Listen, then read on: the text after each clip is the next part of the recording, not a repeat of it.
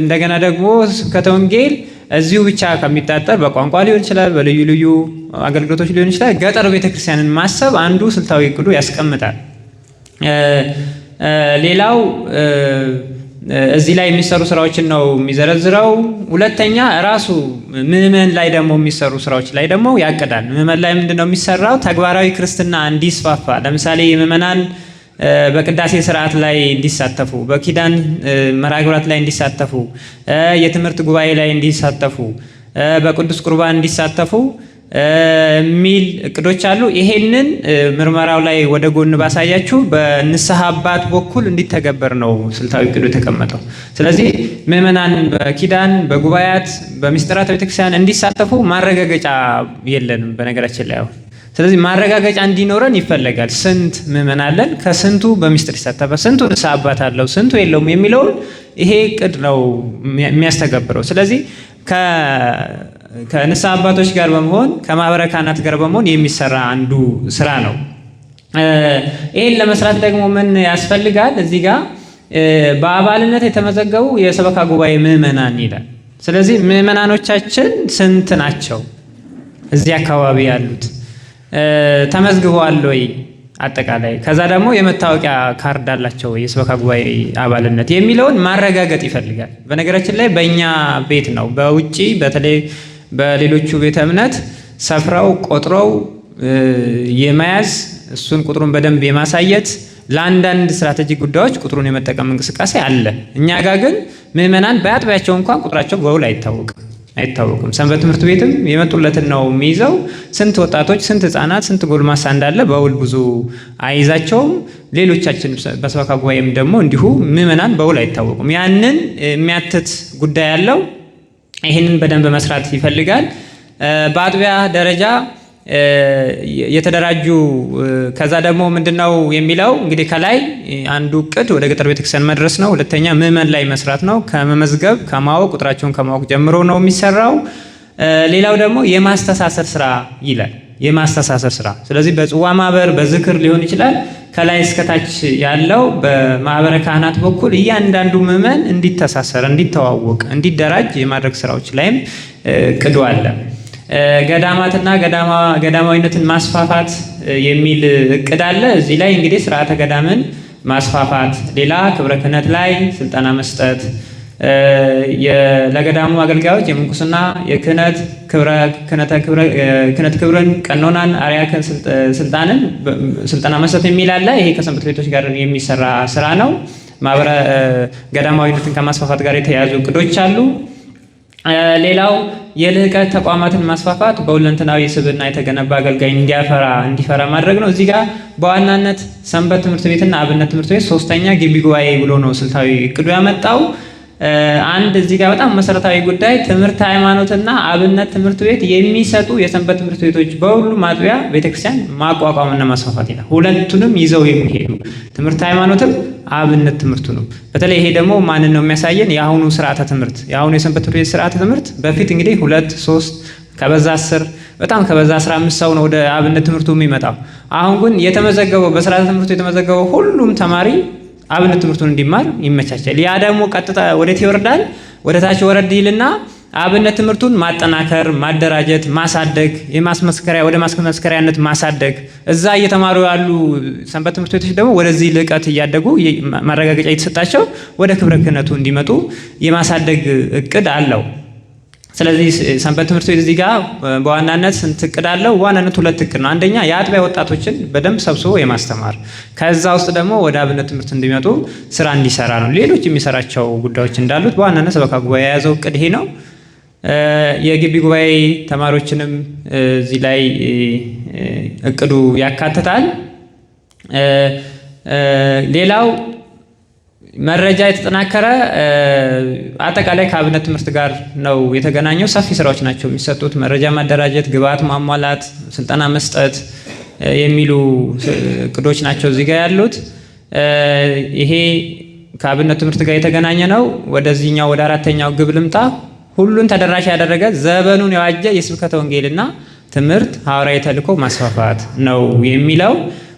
ደግሜ ላንብበው በጣም ወሳኝ ስለሆነ ነው። ሁሉን ተደራሽ ያደረገ 1 ዘመኑን የዋጀ 2 የስብከተ ወንጌል ትምህርት ሐዋርያዊ ተልእኮ ማስፋፋት ነው የሚለው። እንዴት የሚለውን ሲያብራራ አንደኛ የገጠር ቤተክርስቲያንን በተለያየ መልኩ ማገልገል፣ በተመረጡ 2 የገጠር ቤተክርስቲያን ላይ በወር 1 ጊዜ በአካባቢው ቋንቋ ማስፋፋት ነው የሚለው። እዚህ ጋር የአንዱ የቋንቋን አገልግሎት ነው የሚያነሳው። ስብከተ ወንጌል በቋንቋ አገልግሎት እንዲሰጥ ነው። የት የሚያስፈልግበት ቦታ ላይ ሄዶ እንዲሰጥ፣ በተለይ ከሰንበት ትምህርት ቤት ተተኪ መምህራንን እያፈራ ራሱን ከምዕመንም ሊሆን ይችላል ገጠር ቤተክርስቲያንን በቋንቋ ተደራሽ ማድረግ ላይ አንዱ ስልታዊ እቅዱ በጣም አጽንኦት ሰጥቶ ነው እዚህ ጋር ያስቀመጠው። ሰዎችን በትምህርት መመለስ የሚችሉትን መለየት፣ ማስተማር፣ መመለስ፣ በአማርኛና በአፋን ኦሮሞ ቋንቋ የስብከት መስጠት፣ በአማርኛ እያለ በአካባቢያቸው ቋንቋ በማስተማር የሚችሉ በተቋሙ ከባቢ የሰለጠኑ ሰባኪያንን ማፍራት፣ ራሱ እዚሁ ደብሩ ላይ ደግሞ ቋንቋ መሰረት ያደረገ አገልግሎት መስጠት የሚል ነው። እንግዲህ ይሄ ስብከተ ወንጌል ብቻ ሳይሆን ሰንበት ትምህርት ቤቱ ሊያስብበት የሚገባው ነው። ሰንበት ትምህርት ቤት አይታችሁ ከሆነ ኦሮምኛ የሚችሉ ሰባኪያን አሉ፣ ዘማሪያን አሉ። በስብከተ ወንጌልም እንደዛው። ስለዚህ አገልግሎቱ ግን ብዙ ጊዜ እዚሁ የተገደበ ነው ያለው እና ብዙ አባል እዚህ ከምናሰልፍ አይደለም ብዙ አገልግሎት ብቻ እዚህ ከምንሰጥ አባሉም ከሚጨናነቅብን ወጣ እያደረጉ አገልግሎት መስጠት በየሳምንቱ 2-3 ገጠራት ቤተክርስቲያንን ብናገለግል 1 መምህር 3 ዘማሪያን እየላክ ብናገለግል የገጠር ቤተክርስቲያን ላይ በጣም ተስፋ ነው የሚሆነው። ይሄ ደግሞ በምንድን ነው? በቋንቋ ብዙ ጊዜ ቋንቋ አገልግሎትን ወጣ ማድረግ ይፈልጋል። ይታወቃል። ያው ወደ ከተማ አካባቢ ቋንቋውን ለማዘውተር እየሞከርን ነው። ግን ወጣ ብለን ከ15 ኪሎ ሜትር እና ከ20 ኪሎ ሜትር በላይ የሚዘጉ ገጠር ቤተክርስቲያን ይኖራሉ እና አንዳንዴ ወደሚፈለግበት ቦታ ቋንቋውን አገልግሎት መውሰድ በጣም ወሳኝ ነው። ሌላው ምንድነው የሚለው የተከፈቱ ይሄ እንግዲህ አንዱ የስብከተ ወንጌል አገልግሎትን ነው የሚያሳየው። ዘመናዊ ቴክኖሎጂ በመጠቀም እና የሚዲያ ሽፋን በማሳደግ የቤተክርስቲያኑን የሚዲያ መሪነት ማረጋገጥ ነው የሚለው። አንደኛ በቦርድ እንዲመራ ነው የሚለው። ሚዲያው እንግዲህ ሚዲያ ቅድም አባታችን እንዳሉት ሚዲያ ተጀምሯል፣ እንቅስቃሴ እያደረገ ነው። ግን ምን ያስፈልገዋል? ቦርድ ያስፈልገዋል። የሚያርመው ምንድነው የሚለቀቀው በጣም ታይቶ የማያስነቅፍ የቅድስት ቤተክርስቲያን ተልእኮ የሚያፋጥን እንዲሆን በቦርድ ተመርምሮ እንዲሰራጭ ይላል። ይሄ እንግዲህ የቦርድ ማቋቋም ስራ ልክ ትምህርት ቤቱ ላይ እንደተቋቋመ እዚህ ላይ የሚቋቋማል ብለን እናስባለን በቀጣይ። ሌላው ምንድነው በማህበራዊ ሚዲያ ላይ ምንድነው አንዱ የሚያዘን መምህራንና ሊቃውንት ቤተክርስቲያንን በመጠቀም በየወቅቱ የሚመጥኑ የጽሁፍ ትምህርቶች ማዘጋጀት፣ በፌስቡክ በቴሌግራም ማስተላለፍ። ስለዚህ ማህበራዊ ሚዲያ አንዱ የስብከተ ወንጌል ማስተላለፊያ መንገድ ስለሆነ ስብከት እንዲተላለፍበት ይፈለጋል። መምህራን ሊቃውንት ቤተክርስቲያን በመጠቀም በየወቅቱ የሚመጥኑ የቀረጻ ትምህርቶች ቀረጻ እንዲደረግ እንዲለቀቅ ይፈልጋል። ምዕመናን እንደምታውቁት ያሉት ማህበራዊ ሚዲያ ላይ ነው። ወጣቱ ማህበራዊ ሚዲያ ላይ ነው ያለውና ስለዚህ አገልግሎቱ ደግሞ ወደ ማህበራዊ ሚዲያ መሄድ ይፈልጋል። ስለዚህ ማህበራዊ ሚዲያ ተጠቀሙ፣ ቲክቶክ አትዩ፣ ፌስቡክ አትዩ፣ ዩቲዩብ አትዩ ማለት አንችልም። ያንን ማስቀረት አንችልም። የምንችለው እዛ ማህበራዊ ሚዲያው ላይ ሄደን የቅድስት ቤተክርስቲያንን አገልግሎት እንዲያገኙ ማስቻል ነው። ስለዚህ ያንን መቀደስ ነው የሚጠበቅብን እንጂ መከልከል ፈጽሞ አሁን ትውልዱን የሚያድን አይደለም። ስለዚህ የስብከተ ወንጌል አገልግሎታችን ወደ ማህበራዊ ሚዲያ እንዲወጣ በፌስቡክ፣ በማህበራዊ ሚዲያ፣ በዩቲዩብ ተከፍቷል። አሁን ያንን በደንብ ማስተማር። ስለዚህ ምዕመኑ የመከታተል ስራ ይሰራል። ያ ብቻ አይደለም፣ ደግሞም ጥቅምም አለው አይደለ? የሚከታተለው ሰው ከበዛ ጥቅምም የማምጣት አስተዋጽኦ አለው። ማህበራዊ ጉዳዮች መዘገብ። ቤተክርስቲያን ለማህበራዊ አገልግሎት መሰረት ናት። ሁለንተናዊ ድጋፍ ታደርጋለች፣ ያንን የምታስተሳስር ናት። ስለዚህ ማህበራዊ ጉዳዮች ላይ በሚዲያ እንዲተላለፍ ማድረግ። በኢኮኖሚ ዙሪያ ላይ ማህበራዊ ሚዲያ ላይ መስራት። እንዴት ነው ማደግ የሚቻለው? እንዴት ነው መስራት የሚቻለው? እንደምታውቁት ኦርቶዶክሳውያን የደቀቅነን ተውጠናል አይደለ? ብዙ የኢኮኖሚ ሴክተሮች በሌሎች ተይዘዋል። ብዙ ጊዜ እንጨዋለን፣ ግን እኛ መስራት ይጠበቅብናል። ምዕመን አለ፣ ሁሉ ነገር አለን፣ ሀብት አለን፣ ሊቃውንት አሉ፣ ሙያተኞች አሉ። ያንን መስራት ይፈልጋል። ስለዚህ እንዴት የሚለው ይሄ በማህበራዊ ሚዲያ ላይ ባለሙያዎችን በመጋበዝ በማህበረ ቅዱሳን ቴሌቪዥን ዲናር የሚባል መርሃ ግብር አለ። ቀጥታ ለዚህ ጉዳይ ላይ ብቻ የተዘጋጀ ማለት ነው። አሁን ዘመኑን ለማዋጀት አንዱ ይሄ በጣም ወሳኝ ሆኖ መጥቷል። ሌላው የህዝብ እና የሀገር አስተዳደር ላይ መርሃ ግብሮች ማዘጋጀት። ቤተክርስቲያን ባለቤት ስለሆነች ማለት ነው። ስለ ህዝብና ስለ ሀገር አስተዳደር መዘገብ ይቻላል። መስራት ይቻላል። ሚናዋ ምንድን ነው የሚለውን ማሳየት ይችላል። ሚዲያው ይሄን እንዲዘግብ ማድረግ። ሌላው ደግሞ ገዳማትና አብነት ትምህርት ቤቶች ላይ መርሃ ግብር ማዘጋጀት፣ እነሱ ላይም በደንብ መስራት፣ ያንን እንዲዘግብ። ህፃናትና ልጆች አስተዳደግ ላይ መርሃ ግብሮችን ማዘጋጀት። እነዚህን የመሰለ በአመት ውስጥ ቁጭ ብለን ሊቃውንትን እያሳደድን እየፈለግን ሙያተኞችን እያመጣን እየዘገብን በቦርድ እየጸደቀ ቢተላለፍ ብዙ ተከታይ ያገኛል ሚዲያው። ሌላው በሀገር ውስጥና በውጭ ያሉ ሚዲያዎችን ደግሞ መዳሰስ። ሚዲያው ስለ ቤተክርስቲያን ምን እያለ ነው? ምላሽ የሚፈልጉትን ምላሽ መስጠት፣ ትክክል የሆኑትን ትክክል ያልሆኑትን ትክክል አይደለም የሚለውን ምዕመኑ ራሱ የሚዲያውን ዳሰሳ እያደረግን ለምዕመኑ እንድናቀርብ የሚከተለውን የትኛውን ይከተል የትኛውን አይከተል፣ የትኛው የመናፍቃን ነው የትኛው የኛ ነው በዘፈቀደ እንዳይከታተሉ ማድረግ ይፈልጋል። በጣም ወሳኙ ደግሞ የሚዲያ አጠቃቀም ላይ ራሱ ስልጠና መስጠት ለምዕመኑ፣ ለማህበረ ካህናቱ፣ ለሰንበት ትምህርት ቤት ወጣቱ፣ ለሁሉ ሚዲያን እንዴት እንጠቀመው፣ እንዴት ወንጌል እናስፋፋበት አይደል፣ እንዴት ተልእኮ የቅድስት ቤተክርስቲያን ተልእኮ ለማሳካት እንደ አንድ መሳሪያ እንጠቀመው የሚለውን ማቀድ ይፈልጋል። ያ ላይ የታቀዱ ስልጠናዎች አሉ።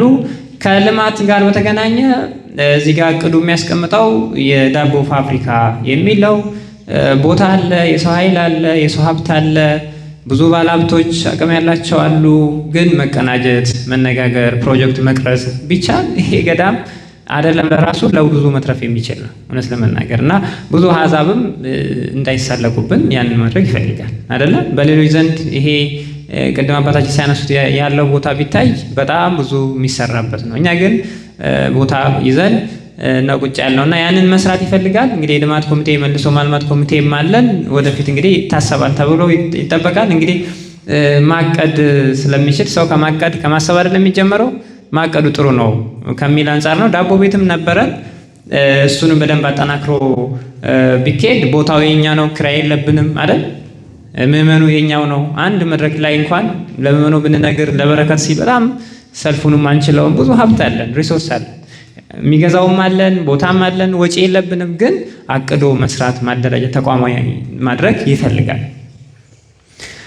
በቴክኖሎጂ የታገዘ ዘመናዊ የገበያ መፍጠር የሚል አለ። ይሄ አንዱ ትምህርት ቤቱን ነው ትኩረት የሚያደርገው። ትምህርት ቤቱን በደንብ ማሳደግ። ትምህርት ቤቱ ላይ ቀደም የተነሱ ጉዳዮች አሉ። በጣም ወሳኝ ነው። በተለይ በቦርድ እንዲመራ ማድረግ፣ ነፃ እንዲሆኑ ከሰበካ ጉባኤው አካውንቱም የተለየ በራሱ የአስተዳደር ስርዓት እንዲኖረው አድርጎ በደንብ እያደገ እንዲሄድ ማድረግ በጣም ወሳኝ ነው እንጂ ያዝ አድርጎ ግን ደግሞ ለውጡን መጠበቅ አያስኬድም እና ይሄ የተደረገው በተለይ አባታችን እዚህ ላይ እርምጃ መውሰዳቸው በጣም የሚያስመሰግናቸው ትልቅ ስራ ነው። አንዱ እቅድ እዛ ላይም አለ። የፋይናንስ ስርዓቱን በደንብ ማጠናከር የሚል አለ። ቀጥሎ ደግሞ እዚህ ጋም አንድ እንደው የሆነ ፕሮጀክት ብንቀርጽ እንደው ገቢ የሚያመጣ አንድ ለምሳሌ አንድ ትራንስፖርት ገዳሙ ገዝቶ ማከራየት ቢችል ይሄ ትልቅ ነገር ነው። በነገራችን ላይ እንዲህ አይነት የፋይናንስ ምንጮችን መፈለግ የሚል የተወሰኑ እቅዶች አሉ። እነዚህ እንግዲህ ወደ ባለሙያዎች እየሄዱ ፕሮጀክት እየተቀረጹ የሚሰሩ ስራዎች ናቸው። ለዚህ ደግሞ ባለሙያዎችን ማደራጀት፣ በጎ ፈቃደኞችን መሰብሰብ፣ ፕሮጀክት መቅረጽ፣ በቦርድ እንዲመሩ ማድረግ፣ መስራት የሚሉ እቅዶች ናቸው በዋናነት እዚህ የተካተቱት። ሌላው እዚህ ጋር የሚጠቀሱ ጉዳዮች አሉ። የተቋሙ የማስፈጸም አቅም ማሳደግ፣ የተቋሙ የተደራጀ የአቅም ግንባታ ቡድን መፍጠር ነው የሚለው። በተለያየ ባለሙያዎች ያካተተ የአቅም ግንባታ ስራዎችን የሚያስተባብር ክፍል ቡድን መስራት፣ ለገዳሙና ለካቴድራሉ አገልጋዮች የአቅም ግንባታ ስልጠናዎችን መስጠት፣ ለምሳሌ እቅድ፣ ፕሮጀክት፣ ቃለ ዓዋዲ፣ ክብረ ክህነት፣ እነዚህ እንግዲህ በየዓመቱ የሚሰጡ ስልጠናዎች ናቸው። በደንብ ከፍ አድርጎ እነሱን መስጠት ይፈልጋል። ሌላው የአረንጓዴ አሻራ ያው መንግስትም ወይም ደግሞ ሀገርም ከቤተክርስቲያን የወሰደችው ስለሆነ ይህንንም በደንብ መስራት ይፈልጋል። የአወቃቀር፣ የአደረጃጀት፣ የአሰራር ግቦች፣ የኢላማ መለኪያዎች፣ ስልቶች የሚል አለ። ይህንን የ10 ዓመቱን የልማት እቅድ መሸከም የሚችል ተቋማዊ አደረጃጀት መዘርጋት፣ ውጤታማ ማድረግ ይፈልጋል። እንግዲህ ስልታዊ እቅድ እንዲዘጋጅ ጥረት ተደርጓል። ስልታዊ እቅድ ማዘጋጀቱ ብቻ ወደ መሬት አያወርደውም። ያንን የሚሸከም የሰው ኃይል ይፈልጋል። ሰንበት ቤቱን ማብቃት ይፈልጋል። ሰበካ ጉባኤው አባላትን በደንብ ማብቃት ይፈልጋል። ባለሙያዎችን ማምጣት ይፈልጋል። የሚያስፈጽሙ ክፍላት አሉ። እነሱን በደንብ አቅም ማጎልበቻ መስጠት ይፈልጋል፣ እሱን መስራት ይጠይቃል የሚል ሀሳብ አለው።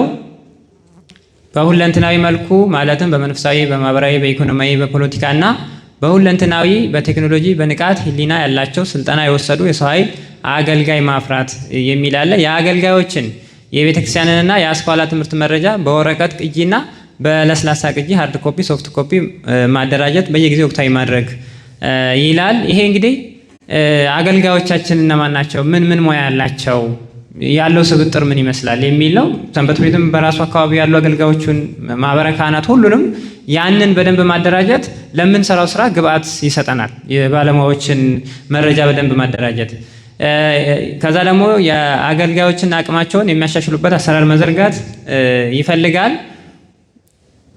ያልተሟላ አገልጋዮችን መለየት፣ የሰው ኃይል ሙሌት ማለት ነው። ለአዳዲስ አገልጋዮች መሰረታዊ ማስገንዘብ ስልጠና መስጠት፣ ልምድ መስጠት፣ በቃለ ዓዋዲ መሰረት የአገልግሎት ክፍሎች እንዲዋቀሩ ማድረግ፣ ከቃለ ዓዋዲ ጋር የማይቃረን የተለየ አገልግሎት አደራጀት ደግሞ ሲያስፈልግ እሱን ማቋቋም፣ የገዳሙና የካቴድራሉ ሰበካ ምዕመናን መረጃ መሰብሰብ፣ በየነ መረብ ሶፍትዌር ማሰናደድ፣ ወቅታዊ ማድረግ። ይሄ በስታቲስቲክስ ክፍሉ በደንብ የሚሰራ ነው።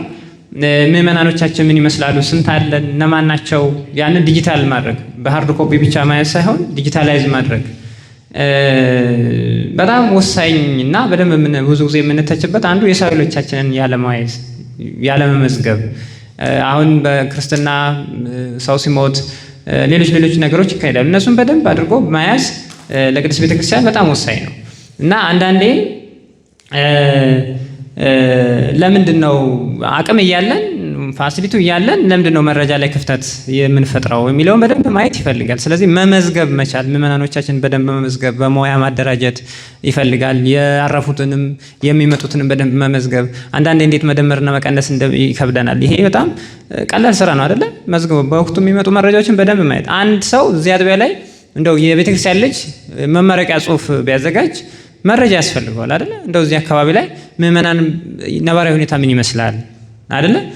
ሁለተኛ ነገር ደግሞ ሰው በምን አሁን ወጣቱ ብዙ ጊዜ ያርፋል አይደል? ይሞታል። እንደው ጥናት ላድርግ እስቲ እዚህ አካባቢ እንደው ቀብር ብዙ ጊዜ ይካሄዳል። ሰው በምን ምክንያት ነው እየሞተ ያለው ቢል መረጃ አያገኝም። ከአጥቢያ ላይ አንመዘግቦ በደንብ መመዝገብ ይፈልጋል። ሰው ሲመጣም ሲሄድ መመዝገብ፣ ቁጥሩን ማየት ይፈልጋል።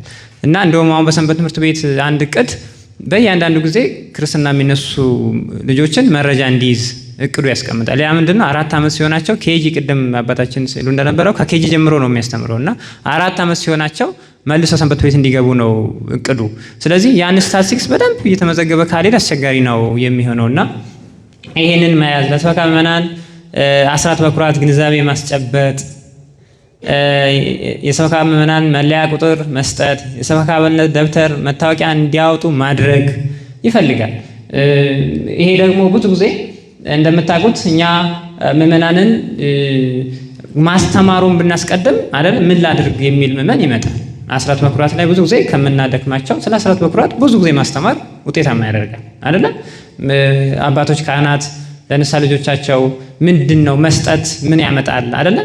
መልሶ መቀበል ነው የሚለውን በደንብ እንዲረዱ ካደረገን የት ነው ስለት መስጫው፣ የት ነው አስራት በኩራት መቀበያው ቦታ እያሉ እያንኳኩ እንደውም ቦታውን ካጡ የሚቀበላቸው ካጡ እየተቆጡ አይደል? በዛ ልክ ምዕመናን እንዲሳተፉ ማስገንዘብ ይፈልጋል። ማስገንዘብ ላይ በደንብ ትኩረት ማድረግ ይፈልጋል። ምዕመናን በወር አስራት የሚከፍሉበትን ከባንክ ጋር ማመቻቸት አይደል? አሁን ዘምነዋል። ጠቅላይ ቤተ ክህነት የሆነ ጊዜ ውይይት ሲያደርግ ስራ አስኪያጁ እዚህ አካባቢ ላይ ብዙ ሪፎርም እያደረጉ እንደሆነ ነው እየሰማ ነው እና በካሽ ብቻ ከምንቀበል ባንክ ሲስተም በቀጥታም እንዲያሳስቡ ማድረግ እንችላለን። ያንን መዘርጋት ማመቻቸት ይፈልጋል። ይሄ ወቅቱን የዋጀ የአስራት በኩራት አሰባሰብ ስርዓት እንድንከተል ነው። እንግዲህ እዚህ ጋር የተወሰነ ቁጥር ከአስራት በኩራት እንድንቀበል እንድንሰበስብ ቁጥር ያስቀምጣል። 60 ሚሊዮን ይላል። እንግዲህ በጣም ትንሽ ሊሆን ይችላል። ስለዚህ አስራት በኩራት ከምዕመናን መሰብሰብ በጣም ወሳኝ ነው። ምዕመኑ በምን ይታወቃል? በንስሐ አባት በኩል ይታወቃል አይደል? ያንዳንዱ ንስሐ አባት ሙሉ የካቴድራሉን ምዕመን መያዝ መቻል አለበት ተብሎ ነው የሚታሰበው። ስለዚህ ያ ምንድነው ማህበረ ካህናቱን በደንብ ማብቃት፣ ማሰልጠን፣ ስትራቴጂክ ጉዳዮችን ወደ እነሱ ማውረድ፣ ከልጆቻቸው ጋር ስላለው ግንኙነት በደንብ አቅማቸው ማሳደግ ከተቻለ እያንዳንዱ ምዕመን የት አለ ማለት ነው? አባቶች ጋር አለ ማለት ነው። አባቶች ላይ ለውጥ አመጣን ማለት ምዕመኑ ላይ ለውጥ አመጣን ማለት ነው። ስለዚህ ልጆች ከአባቶቻቸው ጋር ነው የሚለው መጀመሪያ ማረጋገጥ ይፈልጋል። ያ ከሆነ በኋላ በአባቶች በኩልም ብዙ ስራዎችን መስራት እያንዳንዱ የሚሰጧቸውን ወይም ደግሞ የሚያደርጓቸውን እንቅስቃሴ ለምሳሌ የሚስጥራ ተሳትፎ የምዕመናን ቁጥር እንፈልግ ከተባለን ከየት እንሰበስባለን? ከእያንዳንዱ አባት እስቲ ከልጆቻችሁ መካከል ስንት ንስሐ ገብቷል፣ ስንት ቆርቧል የሚለውን መስጠት እንችላለን። ልክ ጠቅላላ ጉባኤ ስናደርግ ካሉን ምዕመናን ካሉን ይሄን ያህል ምዕመናን ይሄን ያህል ሚስጥር ይሳተፋል የሚል ቁጥር መስራት እንችላለን። አሁን በምንም ታምር ያን ቁጥር ማግኘት አንችልም። በምንም ታምር። ለምን? የመረጃ አያያዛችን አስቸጋሪ ስለሆነ ነው። ያንን ነው የሚያሳየው። ያደገ የኢንፎርሜሽን እና የቴክኖሎጂ አገልግሎት አተገባበር ገዳሙና ካቴድራሉ አገልግሎቶቹና መልእክቶቹን የሚያሰራጭበት፣ አገልጋዮችና ምዕመናን የሚገናኙባቸው፣ ሀሳብ የሚለዋወጡባቸው የቴክኖሎጂ አማራጮችን ማዘጋጀት፣ ማስተዳደር፣ ቴሌግራም እንዲህ የመሳሰሉ ነገሮች ቢኖሩን በጣም ጥሩ ነው። የገዳሙና የካቴድራሉ ሙሉ መረጃ በየጊዜው የተሻሻለ በማዕከላዊነት ሰንዶ በወረቀትና በለስላሳ ቅጂ ሃርድ ኮፒና ሶፍት ኮፒ መዝግቦ መያዝ፣ መዝገበ ልደት፣ ጥምቀት፣ መዝገበ ሕያዋንና ሙታን፣ የአጥቢያው ሙሉ አድራሻ፣ ህንፃ፣ ቅርጽ፣ አይነት፣ ቁመቱ፣ ስፋቱ፣ የአገልጋዮች ሙሉ መረጃ፣ የአብነት ትምህርትና የሰንበት ቤቱ ሙሉ መረጃ። ይሄ አሁን ዶክመንት ተደርጎ አለ ወይ የሚል እንደው ትናንትና ነው ከትናንት ወዲያ እሑድ ዕለት የኛ የሰንበት ቤቱ ጠቅላላ ጉባኤ ነበርና አንዱ በአባላት መካከል ልዩነት የፈጠረው የሰንበት ትምህርት ቤቱ እድሜ ትክክል አይደለም የሚሉ አባላት ተነሱ። በፍጹም ትክክል አይደለም አሉ እና መልስ ሲሰጥ ካመራሩ በቃ መረጃውን ለማግኘት ጥረት እያደረግን ነው። መረጃ በትክክል አሁን የካቴድራላችን እድሜ ስንት ነው፣ መቼ ነው የተመሰረተው የሚለው ምዕመኑስ ከየት ነው የሚያገኘው? መጽሔት አለ ወይስ እንዴት ነው የሚለው ነገር መስራት ይፈልጋል። ኮሚቴ ያቋቁሙ የካቴድራሉ መረጃ በአግባቡ ራሱ ማደራጀት ትልቅ ስራ ነው። በነገራችን በመጽሔት ከቻል በመጽሔት ለምዕመኑ እንዲደርስ ማድረግ። አሁን ብዙ ጊዜ ጉዳዮች ሲኖሩ ከታሪክ ነው የምንነሳው። ገዳማችን ከዚህ ጀምሮ ብለን ነው አይደለ ብዙ ጊዜ የምንዳስሰው። ግን አሁን መረጃ የለንም በነገራችን እና ሰንበት ትምህርት ቤቱ በትክክል የራሱን እድሜ እንኳን ለማስቀመጥ ተቸግሯል። መረጃ ያ በጣም ወሳኝ ነው። እዚህ ጋር ይሄንን በደንብ መስራት ይጠበቅብናል። የካቴድራሉና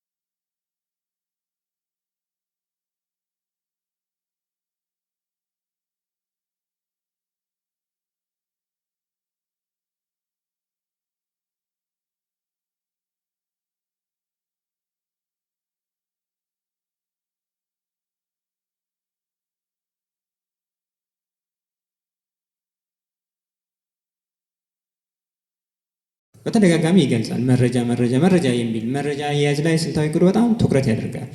ሌላው ሚዲያ ላይ ሚዲያውን በደንብ መቀደስ ይፈልጋል። ስለዚህ ሰንበት ትምህርት ቤት ወደ ሚዲያ መውጣት አለበት። አገልግሎቱ እዚሁ ብቻ መታጠር የለበትም። ስብከተ ወንጌል አገልግሎቱን ለሚዲያ ማብቃት አለበት። ዘመኑ መዋጀት ይፈልጋል። በምን ዙሪያ?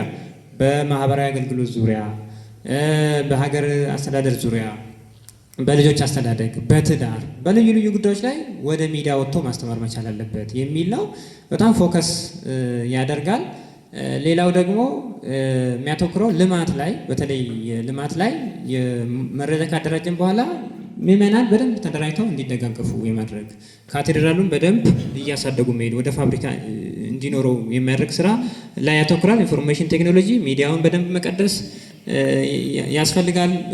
በዋናነት ንስሐ አባቶች ላይ በደንብ ትኩረት ያደርጋል። ወደ መጨረሻ አካባቢ ደግሞ ራሱ እቅዱን ለመተግበር የሰው ኃይሉን በደንብ ማጠናከር፣ ማብቃት፣ ማሰልጠን። እቅዱ ደግሞ በየሩብ ዓመቱ ካልተገመገመ ተግባራዊ አይሆንም የሚል አለበት እና በትምህርት ቤቱ በኩልም ደግሞ እንዲሁ በደንብ ትምህርት ቤቱን ማሳደግ። ትምህርት ቤቱን ማሳደግ ማለት ምን ማለት ነው? ያላቸው ባለሀብቶችም የሚያስተምሩበት እንዲሁ የሚቸገሩ ምዕመናን ደግሞ የሚያስተምሩበት መሆን አለበት። ሁለቱንም መያዝ መቻል አለበት። ኦርቶዶክሳውያን ተጠግተው የሚማሩበት ትምህርት ቤትም አለን እንዲሉ ይፈለጋል። ደግሞ ያላቸው አውጥተው ሌላ ቦታ የሚያስተምሩበት ሳይሆን እዚሁ እነሱ የሚፈልጉት ስታንዳርዱን ጠብቀው የሚማሩበት ትምህርት ቤት ማድረግ ይፈልጋል። እንደምታውቁት ትዝ ካላችሁ ከአንድ ወር በፊት አንዲት ልጅ መመረቂያ መክፈያ አታ ራሷ እንዳጠፋች አይታችኋል አይደል? ሚዲያ ላይ መመረቂያ አታ እንግዲህ የሚያግዛት ሰው አታ ራሷን እንዳጠፋች ሚዲያ ላይ አንብበናል። እንደውም ኦርቶዶክስ እንደሆነች ያሳያል ሚዲያው። እና አንዳንዴ በደንብ በሰንበት ቤት በኩል ትንሽ ድጋፎች በካቴድራሉ በኩል በጣም ሊገለጹ ይችላሉ። ትምህርት ቤቱ ስፖንሰር የሚያደርጋቸው ብዙ ወላጆች እንዳለ ይሰማል። ያንንም ማሳደግ ይፈልጋል። ያንንም በደንብ ማሳደግ ይፈልጋል። እንደገና ደግሞ ሌሎች ያላቸውም ከፍ ደረጃውን የጠበቀ ትምህርት ቤትም ደግሞ አድርጎ ባለሀብቱም እዚሁ መያዝ ያስፈልጋል። ትምህርት ቤቱ ላይ ሪፎርም ማድረግ ይፈልጋል። በዋናነት እነዚህ የተካተቱ ናቸው። እንግዲህ እቅድ ወደ ተግባር ሲገባና በየክፍሉ ደርሶ ውይይት ስናደርግበት ነው በደንብ አናላይዝ የምናደርገው የምንረዳው። ከዛ አንጻር ነው ሮጬ ዝም ብዬ ዋና ዋና ጉዳዮችን የጠቀስኩት። በዋናነት እነዚህን እቅዶች አቅደናል። እናንተ ጨምሩባቸው። ድጋሜ ኤዲት አድርገናቸው ወደ ተግባር እንገባለን ማለት ነው። እግዚአብሔር ይስጥልኝ።